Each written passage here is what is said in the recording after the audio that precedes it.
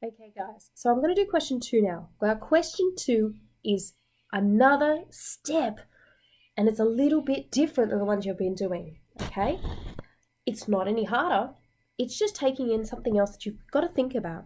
So here, if I read my question slowly, it says how many grams of sulfur trioxide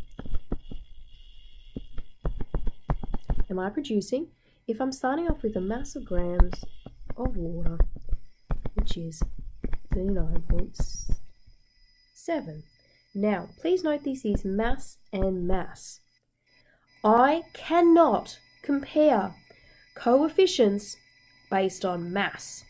I can only compare coefficients when I'm talking about moles.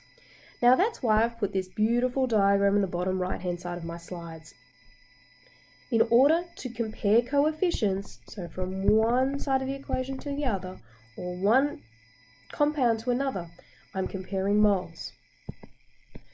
Now I'm not given moles in my question, I've been given mass.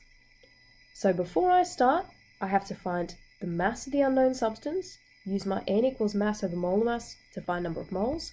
From number of moles, I can find number of moles of my unknown. I can then find the mass of the unknown. There is lots of steps. Do not miss any of the steps. So first thing I'm going to do is, because I need to go from mass of unknown to moles of unknown,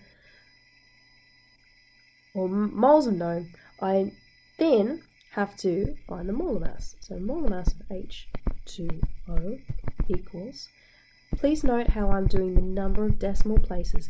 I am taking the number of decimal places from the periodic table,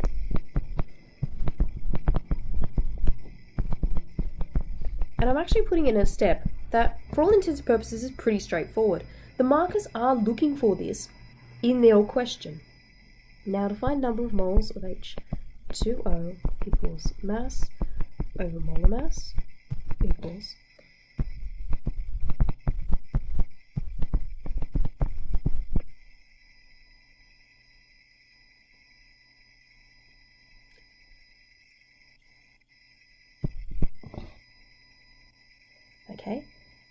which equals, when I plug into my calculator, 2.5 moles. So that's giving me number of moles of water. Now that I have number of moles of my known substance, I can then compare the coefficients to be able to actually find my number of moles of unknown. Now, going back to the equation, so from the equation,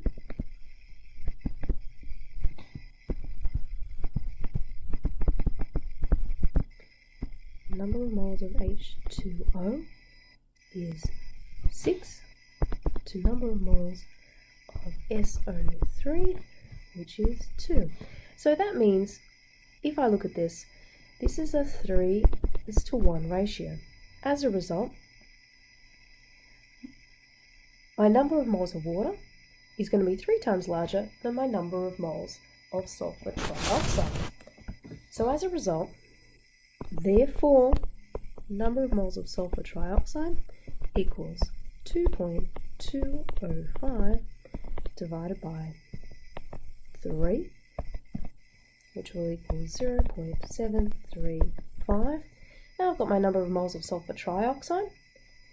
I can find my molar mass of sulfur trioxide.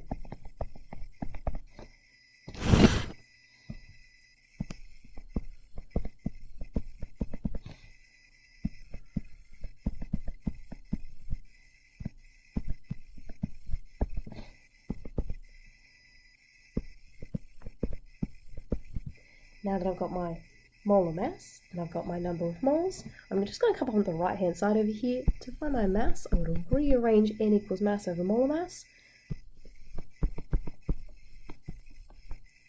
That should be a times, which will be 0.735 times by, and when I plug that into my calculator, I will end up with 58.8 grams. That's the answer.